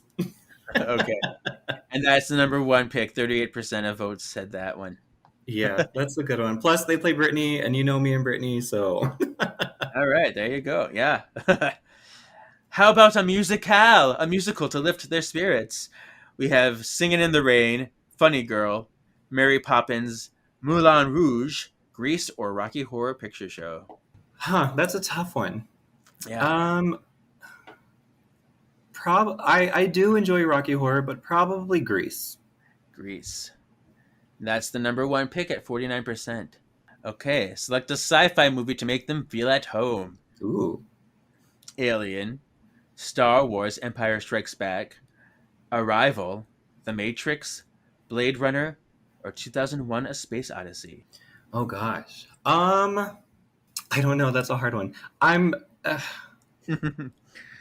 can't. Okay, I'm gonna say Star Wars, but I'm gonna admit this. I've actually never seen any of the Star Wars movies. Okay. Wow. Yeah. I haven't seen them all, but they don't do much for me. I don't love them like the rest of the world. So that's kind of refreshing that you haven't seen them. I'm like, okay, good. I'm in good company. Well, and people look at us like, oh, yeah, like me, like, okay, so I'm a nerd. I'm into this, I'm into that, but I never watched Star Wars, and everyone's like, come on now. I know. Like, yeah, I get judged all the time. I get the side eyes. I'm like, Yeah. I'm sorry. But yeah, that was the number 1 pick. Matrix was the second one, and that's the one I would have picked would be The Matrix. All right. Choose a horror movie to give them a fright. Ooh, my The, favorite. oh, the Silence of the Lambs, Hereditary, Psycho, The Babadook. Oh, the gay Babadook. Get Out, or The Thing. I actually really, really liked Hereditary. Okay. I really liked that one. That one was 9% of votes of that one. So the number one pick was The Silence of the Lambs at 44%. Okay, yeah, I can see that. That's more kind of, a staple. Right. The classics. Yeah. Mhm. All right. So how about historical fiction to educate them? So now we're getting into territory that I might not be as familiar with. This You and me says both. The Favorite, Dunkirk, Seven Samurai, Gladiator, Lawrence of Arabia, or There Will Be Blood. I'm gonna go with Gladiator because that's the only one I've ever heard of. Okay. Don't I come for know me. I know Lawrence of Arabia is like a very big classic amongst like the old time people, and actors really revere that one, but Gladiator I think is what people know. Yeah, and that's the number one pick at 46%. Okay. So All I'm not right. alone. Yeah. Okay, here we go. Maybe a documentary to teach them something new. Who knows if you know these? Blackfish, Paris is Burning, They Shall Not Grow Old, Free Solo, Showa, or Disclosure, Trans Lives on Screen. Oh gosh. Maybe Paris is Burning? Okay. Yeah, I know that one's very popular. Yeah. That's only number 3 at 16%. Hmm. The first number one pick is Blackfish at 33%. I have no idea what that is. Yeah, I was gonna say I've never heard of that. Yeah. All right. Now you get a teen flick to lighten the mood. All right. Mean Girls, 13 Going on 30, The Breakfast Club, Superbad, Booksmart, or Bring It On. Huh. I love Bring It On. I do. But nothing can beat Mean Girls. Mean Girls. Yeah, it's a classic. Well, number one pick at 43%. It's funny because speaking of that, I was at my grandparents yesterday and my grandpa was watching Mean Girls. And so I just put it on my Snapchat. It was the part where they do Jingle Bell Rock. Oh, And yeah. I just put it on my story. I was like, this is my favorite, all-time favorite Christmas movie. So my husband, he goes, that's not a Christmas movie. I was like, hey, they're dancing to Jingle Bell Rock and they're dressed like Santa. It's a Christmas movie, okay? Hi, Bo. Yeah. Yeah, it's fun. But yeah, that was the number one pick. Okay, next one is let's add a fantasy film they can get lost in. So we have Lord of the Rings. Oh, Fellowship of the Ring, Goblet of Fire, Harry Potter, Goblet of Fire, The Princess Bride, Willy Wonka and the Chocolate Factory, Pan's Labyrinth, or Avengers Infinity War. Oh, you had to throw that last one in there, huh? Yeah. That one, actually, that'll be a tie. Goblet of Fire and Infinity War. No, Okay. actually, you know what? Infinity War. I think because when we went to, when I went to go see it, it's just the crowd reaction. Nothing can really beat that, so. I mean, it was a really good one. Yeah. Yeah. But 18% of people said Infinity War. It's number 3. The number 1 is Goblet of Fire. Yeah, 32%. Oh, okay. Followed by Lord of the Rings is number 2. Moving drama to captivate them. So we have Shawshank Redemption, Forrest Gump, The Social Network, The Help, It's a Wonderful Life, or Parasite. Probably Forrest Gump. I mean, it's a classic. Yeah. And that is the number 1 pick at 41% of votes. Pick a thriller to creep them out. Okay. We have The Dark Knight, Double Indemnity, Seven, The Sixth Sense, Jaws, or Gone Girl. Huh. Probably The Sixth Sense, because that one kind of messed me up as a kid too. Two. That one's number 3 at 20%. The number 1 pick is Jaws at 24%. Okay. But I would have picked Sixth Sense too. Yeah. All right. A literary adaptation. So we have Little Women, The Color Purple, The Man in the Iron Mask, Sense and Sensibility, To Kill a Mockingbird, or The Great Gatsby. So the one that I'm going to pick, I've actually never seen the movie. I only know, I guess, the conspiracy theory. The Man in the Iron Mask. Oh. Yeah, that's that one is actually really interesting. Like I said, I've never seen the movie. I know Leonardo DiCaprio's in it, but that's like a really good. You should look into that. It's really good. I remember when it came out. I don't know if I ever saw the full movie, but I do remember it being on. I do remember parts of it. Yeah, But yeah. So let's see. That was actually only 7% of people picked that one. that's not surprising. The number one choice is The Great Gatsby at 29%, and this is also the Leonardo DiCaprio one. Gotcha. Mystery. So we have Knives Out, Dial M for Murder, The Usual Suspects, Rear Window, Shutter Island, or Murder on the Orient Express. I have to say Knives Out. I've not seen it, but I watched bits like clips of it and stuff, and that looked really good. I did like Knives Out, Mhm. but yeah, and actually, Knives Out and Shutter Island are tied at 33% of votes. Okay, Shutter Island wasn't bad too. I liked it. Mm-hmm. Knives Out is a step above because it has more votes, 57.8 versus 57.3. All right. So now an animated movie to delight them. Oh, this is okay. We've Spirited Away, Chicken Run, The Lion King, Spider-Man Into the Spider-Verse, Toy Story 3, or Coraline. I mean, obviously, I'm gonna pick Lion King. I wish Little Mermaid was on there, but we'll go with Lion King. Yeah. And that is the number one vote at 46% of people voted for The Lion King. So People love them some Mufasa. mhm. And we have a crime film. So Godfather, Pulp Fiction, Leon the Professional, Ocean's 11, which Holly Marie Combs is in. Oh, Uh-huh. The Departed, and Scarface. I'm gonna go with Ocean's 11. Okay. And that's the number one pick at 29%. Okay, good. I wish she had a bigger part in that. I mean, she just looks like such a badass sitting there. But I always think of her at the board. She's like, blue. yeah. Like, oh, Holly, yes. All right. Now the last one. This is the final one. A romance to swoon over for light years to come. All right. Hey. So we have Titanic, When Harry Met Sally, Brokeback Mountain, The Holiday, Crazy Rich Asians, or Gone with the Wind. I mean, I'm gonna pick Titanic, but is that really a romance novel or romance? You know what I mean? Like, she's like, "Oh, there's no room. Bye." I'll never let go, Jack. I'll never As let she's go. letting go. Yeah. Goodbye. But yeah, that was the number one pick at 51%. Okay, so Oh. yeah, whoever made the list has a thing for Leo.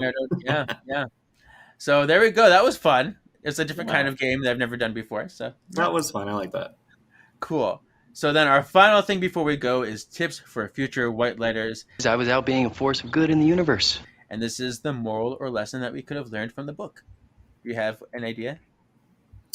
I think just kind of going off of Paige's vibe, this whole thing, like she kind of stood up for Robert, you know?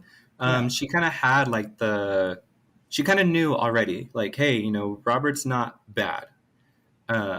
So it's kind of a cheap one, but just follow your instincts, like just like Paige, like she knew what was going on. So Yeah, that makes sense. I mean, Yeah. it's always good. Mine is it's okay to embrace your silliness.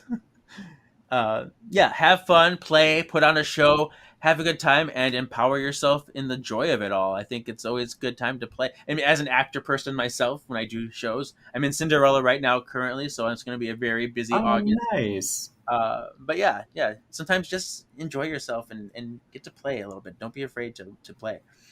That's So, good. I like that. Yeah. So we have reached the end. We've done it. Thank you for joining me. Oh my goodness. Oh my gosh, of course. Thank you for inviting me, for having me on. Yeah. Is there any place that people can find you, or do you want them to find you, or follow Yeah, you? of course. They can follow me on Instagram. It's just Johnny Boy with 2 Y's, JONNYYBOYY. And then on Facebook, just Jonathan J. Arona. I'm not active on TikTok. I should be, but I'm not active on TikTok. So pretty much Instagram and Facebook. Cool. Yeah, you can find this podcast at Words of the Witches on Facebook, Instagram, or YouTube. Words of Witches if you're on Twitter. Start thinking about your favorite times with this podcast. Think about your favorite books, your least favorite books, any moment that stood out to you, anything that you want to comment about, because we only have 2 books left. Yeah. So 2 books left, and we're going to do a retrospective at the end and just kind of have a look back. So if there's anything that you want to share, feel free to email wordsofwitchespod@gmail.com or DM me or send a comment or something.